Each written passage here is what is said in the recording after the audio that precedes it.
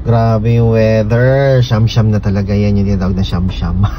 Ang haba ng ulan eh. Ang tagal ng ulan. Oo, tingnan mo yung kalangitan, talagang makulimlimation. Sige.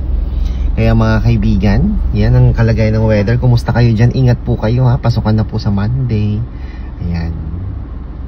At nakatanggap po tayo ng katanungan mula sa ating kababayan. At ang kanyang katanungan goes like this. Na-expired na daw kasi yung kanyang SIM card o yung na-expired na yung kanyang SIM card, gumawa siya ng bagong GCash account, meron siyang G-loan dati sa dati niyang account. Paano daw niya yon mababayaran?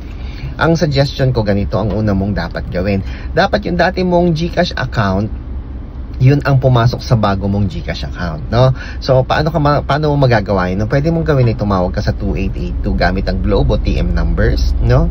Gamit ang Globe or TM SIM card, tumawag ka sa 2882 para makausap mo ang kanilang customer representative. Paano mo yun gagawin? Kung gusto mo naman bayaran lang yung iyong G-loan account, no, kailangan meron kang loan account number, no? Kailangan malaman mo yung loan account number mo dahil yun ang gagamitin mong account number sa pagbabayad ng iyong G-loan. Pwede mong bayaran ang iyong G-loan account through GCash Bills Pay. Hanapin mo lang ang salitang Fuse, F-U-S-E.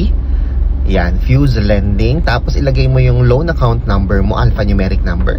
Ilagay mo ang amount na nais mong bayaran at ilagay mo na din ang iyong contact details kagaya ng email, address, at proceed ka na sa pagbabayad. Ganun lang yung kasimple. Pero ang pinakamaganda talaga, kaya lang hindi mo rin pala mako-close yung dati mong account kung meron ka pang outstanding balance. Tama, kailangan mo muna talagang bayaran yung dati mong G-loan account para yung bago mong GCash account ay maging eligible sa mga special offer ni GCash. Okay? Ako po si Chico. Enjoy the rest of the day and God bless po.